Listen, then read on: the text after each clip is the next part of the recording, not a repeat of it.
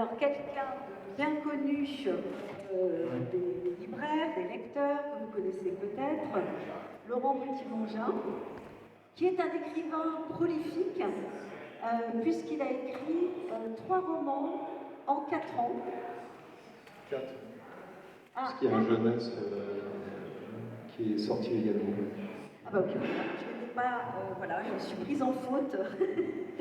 4 romans en 4 ans, et pourtant qui ne sont pas bâclés, parce que ce sont des romans absolument magnifiques. Alors, il y a eu le succès complètement incroyable de votre premier roman, Ce qu'il faut de nuit, qui a obtenu, je crois, 25 prix littéraires, si je me trompe. Oui, il a bien marché. Voilà, c'est l'éternelle modestie de Laurent Petit-Mongin. Il a bien marché, 25 prix littéraires, des rééditions sans arrêt. Ça a été un succès incroyable et pour de bonnes raisons. Donc 4 romans, vos romans se suivent mais ne se ressemblent pas du tout. Puisque après ce premier roman, donc Ce qu'il faut de nuit, qui était un roman social contemporain, vous êtes passé à un roman d'espionnage dans le Berlin d'après-guerre, avec une magnifique histoire d'amour.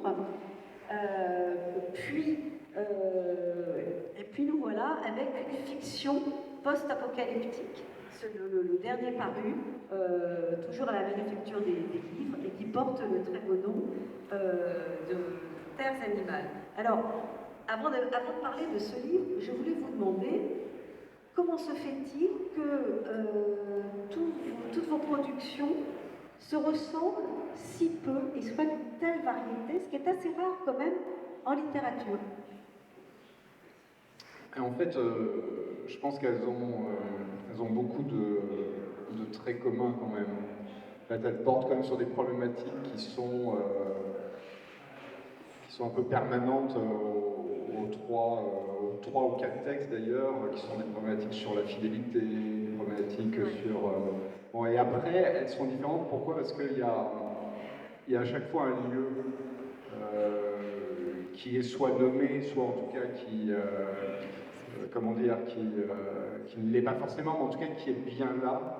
Et en tout cas, c'est un lieu dans lequel j'ai plaisir à évoluer pendant les mois qui vont être les mois d'écriture du texte. Donc je pense que ça joue énormément, c'est-à-dire qu'il y a presque, avant de parler même d'histoires différentes ou de personnages différents évidemment, il y a d'abord un lieu que j'essaye de me représenter. Donc effectivement, c'était la Lorraine, près de la frontière luxembourgeoise sur le premier, c'était Berlin. Là, c'est un massif, bon, j'imagine assez joli, bon, pour le coup, qui n'est pas géographiquement localisé, mais en tout cas, ce massif, je le vois bien, je pourrais le peindre sans aucun problème, par exemple. Je pense qu'après avoir lu votre livre, on peut le peindre tous. On se le représente très bien. Alors, dans Ce qu'il faut de nuit, donc qui se passe, comme vous l'avez rappelé, dans la Lorraine profonde, je ne veux pas vexer les Lorrains s'il y en a dans la salle, mais vous racontez l'histoire très touchante d'un père seul, veuf, ou abandonné, voilà, veuf, qui élève seul ses 2 enfants. Et il va tenter, avec beaucoup de cœur, beaucoup de courage, de leur transmettre des valeurs qui sont pour lui fondamentales, des valeurs d'humanité, et qui passent par une voie politique plutôt à gauche. C'est un syndicaliste convaincu. Or, l'un de ses fils, à son grand désarroi, va être tenté par la voie opposée, c'est-à-dire par l'extrême droite. Et on va suivre le combat psychologique qui se joue entre ces 2 hommes. Et c'est un roman absolument bouleversant, un roman court, et qui surtout montre à quel point, pour les jeunes aujourd'hui, particulièrement de ces régions un petit peu désindustrialisées, eh bien, l'avenir est totalement bouché. Alors pourquoi est-ce que vous êtes si sensible à ce thème-là? En fait, j'avais envie de... Bon, pour le coup, c'est vrai que c'est un roman qui revient vraiment au cœur de l'actualité, là. On va y dire. Non, mais j'avais envie justement de décrire une région qui est en contraste. Hein. C'est pas une région qui est à l'abandon. Et ça, je crois que c'est très important parce que c'est une région qui offre encore des choix. C'est pas une région qui est complètement enfermée, c'est une région qui croit à beaucoup de projets, qui a malheureusement souvent la désillusion de voir que ces projets, eh bien, après quelques années, vont à nouveau disparaître. C'est une région donc, qui vit à quelques kilomètres du Luxembourg, qui est quand même un pays riche. Donc il y a d'ailleurs dans ces villages des gens qui vivent, ma foi, très très bien et d'autres qui vivent beaucoup moins bien parce que eux ont perdu leur emploi dans la vallée sidérurgique. Donc en fait, moi c'était surtout ce contraste que je voulais mettre en place. Et après, décrire comment un jeune pouvait être attiré par ces idées sans essayer sans vouloir forcément d'ailleurs mener le procès. Quoi. Enfin, je suis là pour observer. Ce roman observe finalement la lente évolution de ce gamin. La lente stupéfaction aussi de cet homme, de ce père. Voilà. D'ailleurs, son frère n'a pas du tout le même chemin. Oui, et justement, c'était ça un peu l'important, c'était de montrer que c'était pas, rien n'était déterminé finalement. Il y avait en tout cas un combat entre cette espèce de fatalité, cette espèce de... Il y a de la fatalité dans ce livre, par exemple le décès de la mère est une fatalité en soi. Quoi. Mais il n'y a pas que de la fatalité, il y a aussi des choix.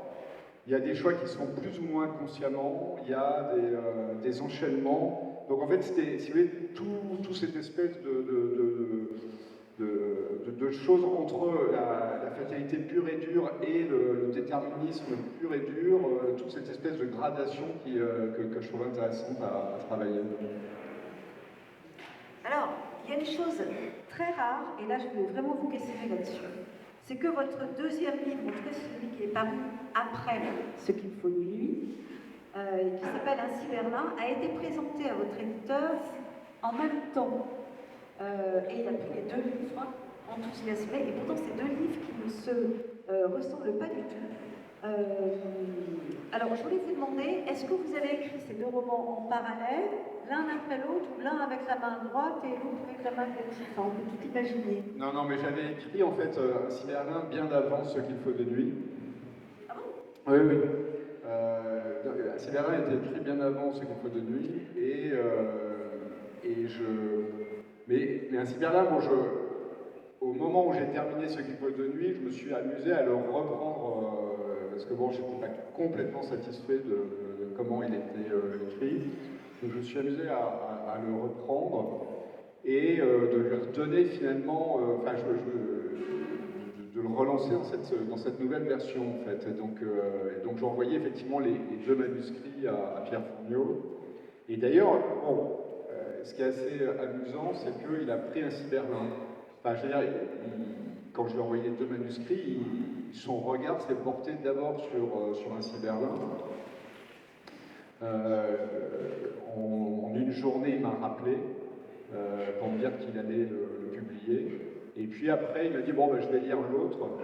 Et il l'a lu également dans la journée. Donc ça a été très très rapide. C'est un processus qui s'est fait le mercredi soir, je l'ai envoyé, et le vendredi soir, j'avais une décision de publication des deux bouquins. D'accord. C'est comme nous quand on achète des bons livres au livre, on lit un et normalement on achète l'autre, vous verrez, vous pouvez faire l'expérience. Ça marche comme ça. Mais c'est assez drôle parce qu'en fait, clairement, Ce qu'il faut de nuit, il y a quand même plus d'attention qu'Ainsi Berlin. Pierre Fourniot, dans un tout premier temps, m'a avoué que le sujet, initialement, avant qu'il ne lise le livre, c'était pas c'était pas le bouquin qu'il aurait lu forcément. Donc en fait, c'est grâce à Ainsi Berlin qu'il a lu Ce qu'il faut de nuit. Alors, on peut parler peut-être... C'est partie des hasards d'existence. On peut parler peut-être, dire quelques mots de Ainsi Berlin. parce que alors c'est une veine très différente. Hein. Là, on est dans l'espionnage, on est dans le Berlin est de l'après-guerre, on est dans le Berlin de l'après-guerre. C'est extrêmement bien documenté. Et vous abordez un point totalement fascinant et vraiment méconnu, là encore, de l'histoire, c'est-à-dire le fait que dans le Berlin-Est, il y a eu un colloque de scientifiques mené par une personne, je ne parle pas allemand, donc je vais mal vous dire, mais elle existe, hein, cette passage historique? Je ne sais pas. Je ne sais pas. Vous ne savez pas? Non, je ne sais pas si elle existe. Enfin, je veux dire, Moi, en principe, quand on me pose cette question, je recommande toujours de lire les livres d'Antoine Bello. Et notamment, bon, il y en a un qui s'appelle Les Éclaireurs, et un autre, je crois, qui s'appelle Les Falsificateurs. Je vous recommande la lecture, hein, au-delà de tous les livres qui sont présentés ici aujourd'hui, mais si vous avez l'occasion, vous comprendrez ma réponse derrière. Bon, en tout cas, je n'avais pas terminé. Cette femme qui existe, peut-être pas, l'auteur lui-même n'a pas l'air d'en être sûr, décide de créer une espèce de collège, d'école, pour créer une élite scientifique, c'est-à-dire des gens qui vont être élevés, alors non pas dans un camp de travail, mais un camp de sciences. Hein, ça s'appelle la caserne des sciences. Des mathématiques et des sciences. La caserne des mathématiques et des sciences, qui est assez terrible comme dénomination. Et voilà, et le but, c'est de concurrencer la science occidentale. Et ce qui est frappant dans ce livre, c'est que c'est quand même très documenté. Et bon, je vous ai dit que je ne parlais pas allemand, mais je vais quand même vous poser la question. Laurent, bist du ein Berliner? Ja, natürlich. Ja. Oui, non, mais bon, en fait, c'est vrai que l'Allemagne de l'Est avait un gros souci. C'était qu'il y avait, parce que le mur finalement n'arrive qu'à 7 tard. Le mur, il arrive en 61. Donc elle avait un souci de perte de ses élites. C'est-à-dire ces élites étaient à la fois attirées par les États-Unis, par les laboratoires qui se passaient en côte est ou en côte ouest, et étaient pareillement, ces élites étaient également préemptées par l'URSS, qui en avait besoin pour ses programmes scientifiques, industriels, d'armement également, ou les programmes aussi spatiaux. Et donc, bon, l'Allemagne de l'Est avait besoin de garder quand même un peu de ses élites, d'où cette idée, mais de la même façon que l'Allemagne de l'Est s'est battue pour garder ses sportifs, et devenir finalement sur la scène mondiale une des plus grandes nations sportives. Alors, au prix de moyens qu'on a connus après, mais voilà, c'était la survie de ce pays, sa vitrine finalement qui était en jeu. Alors, il y a aussi une très très belle histoire d'amour, je n'en dirai pas plus, mais c'est aussi un livre, voilà, Laurent vous a un peu parlé de la réaction de son éditeur à la lecture. C'est vraiment des livres qui vous emportent et qu'on lit en une nuit. Enfin voilà, on ne peut plus les lâcher, hein, et on achète le suivant le lendemain. Alors j'en viens à votre, non pas le dernier, puisque c'est l'avant-dernier, si je comprends bien, Les Terres animales, qui est présenté ici. Là, on est encore dans un univers très très différent. Ça se passe après l'explosion d'une centrale nucléaire dans une vallée. Alors que les terres sont contaminées, absolument mortelles, une poignée d'habitants va choisir, deux couples et quelques personnes isolées, vont choisir de rester sur ces terres et de ne pas partir. Et ils vont se trouver dans une sorte de prison, puisqu'ils sont surveillés par les drones, ils ne peuvent pas vraiment s'enfuir à partir du moment où ils ont décidé de rester sur ces terres. Ils ne peuvent plus en partir. Alors on est très loin des romans survivalistes comme on peut en trouver à notre époque. On est très loin de la science-fiction, on est très loin d'un récit sensationnel qui vous ferait peur, qui vous ferait dresser les cheveux sur la tête. Oui, ce roman ne fait pas peur. Non, je le précise parce que le nombre de lecteurs qui ont pris le livre, qui ont regardé la quatrième de cours, oh là, bon, je précise, ce roman ne fait pas peur. Non, au contraire, et j'allais vous poser la question, on a le sentiment qu'au contraire, ce qui vous intéresse, c'est la construction et les relations dans ce groupe de survivants, les relations qui se nouent dans ce milieu évidemment hostile et tout à fait original. Hein. Est-ce que c'est pas ça plutôt le thème du livre? Ah non, mais bien sûr, enfin, le thème c'est l'amitié. C'est l'amitié entre cinq personnes, principalement. Deux couples et un cinquième qui gravite autour de ces deux couples. Le thème, c'est l'amitié assez trouble, ma foi, entre ces deux couples. C'est-à-dire que les deux couples s'aiment fortement, mais il y a une attirance aussi quand même pour le couple d'en face. Et donc ces cinq restent comme ça sur cette zone. Alors on comprend tout de suite dès la deuxième page pourquoi, pour l'un d'entre eux, pour Sarah et Fred, qui sont d'ailleurs les deux narrateurs du bouquin. Mais voilà, donc c'est vraiment effectivement un bouquin d'amitié, oui. J'ai presque envie de dire un bouquin d'enfance. Pourquoi? Parce que c'était exactement le type de livre que j'adorais lire adolescent. Vous voyez, des histoires où un groupe se retrouve coincé dans un chalet, je sais pas, une avalanche est tombée, là, le chalet est complètement isolé, il va falloir vivre comme ça pendant plusieurs semaines avant que les secours n'arrivent, etc., etc. J'adorais lire ce type de bouquin, j'adorais lire les bouquins de Jules Verne, et en fait, je me suis fait plaisir à écrire un livre voilà, où cinq hommes, enfin cinq hommes et femmes, et puis bon, il y a deux autres groupes vont reconstruire une société en fait. Alors si vous voulez, on peut lire un petit passage qui est au début du livre. Il faudrait dire le silence, longtemps. Le silence qui éprend la crénelure des arbres, la fine dentelle de ceux-ci, bien détachée du ciel lavé, qui n'attend que le printemps pour s'enrichir et foisonner. Dans 3 semaines, ces arbres seront magnifiques, débourrés d'un vert déjà strident ou encore tendre. Partout, le renouveau. Partout, un motif d'espoir. Pas ici. Je marche et je continue de me demander si je fais bien de poser mes pieds là, à cet endroit.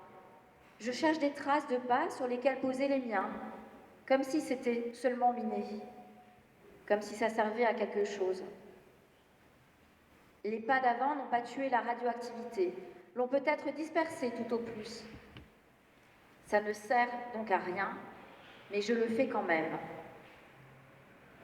Il y a tellement de gestes qu'on fait et qui n'ont plus de sens.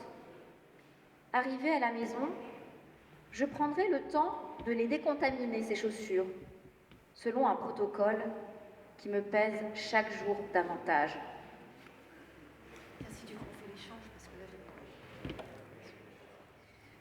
Alors, vous avez déclaré, vous êtes inspiré d'un reportage que vous aviez vu sur les rescapés de Fukushima. Est-ce que c'est vrai? Oui, c'est tout à fait vrai. En fait, le roman, il a eu 2 vies, enfin il a eu 3 vies, si je dois dire comme ça. J'avais écrit un premier roman d'amitié avec déjà une problématique de couple qui s'observe, mais qui ne se passait pas du tout dans ce lieu, qui se passait en week-end aux États-Unis. Donc c'était 5 amis qui partaient faire un petit week-end aux États-Unis, à Chicago. Il n'est pas édité celui-là. Ah, celui-là, il n'est pas édité, il ne le sera jamais. Donc je l'ai envoyé à mon éditeur. Bon, c'était un livre que j'aimais beaucoup. Il y avait une première scène que j'aimais beaucoup, notamment, vraiment. Et je l'ai envoyé et il m'a dit oui, ça fait peut-être un peu quand même le livre de riche. Je ne sais pas qui part comme ça en week-end à Chicago. J'en connais quelques-uns, mais voilà, donc il m'a dit, ouais, je sais pas si ça va plaire au libraire, enfin, donc c'est un livre c'est une histoire que j'ai laissé tomber, enfin, je veux dire, vraiment proprement tomber. Bon, mais j'étais un peu déçu parce que ce livre était, encore une fois, j'avais eu plaisir à l'écrire, et puis bon, bref. Mais c'est pas grave, je me suis mis à l'écriture de ce fameux Jeunesse. Bon, et j'étais sur l'autoroute et j'entends effectivement ce reportage sur France Inter de personnes âgées qui décident de rester aux abords de Fukushima, voire dans le territoire interdit de Fukushima. Et c'était un reportage qui était très beau, parce que en fait, c'était un reportage où vous entendiez énormément le silence. Vous aviez le silence, et puis le bruit des compteurs. Et je me suis dit, tiens, il faudra que j'écrive, si j'écris un livre, et honnêtement, la décision d'écrire le livre est venue immédiatement en disant, mais cette histoire d'amitié, je ne vais pas l'emmener à Chicago, je vais la déporter là, sur une zone comme ça. Et je me suis dit, si tu écris cette histoire, il faut qu'il y ait du silence dans tes lignes. Tout le petit clin d'œil d'ailleurs du démarrage du livre à ça. Alors, on peut peut-être lire un autre passage, la page 16. Page 16. Quelle est cette page 16? C'est moi qui la lis, c'est ça? Ah, je lis la page 16. C'est vrai, on avait dit moitié-moitié. Page 19.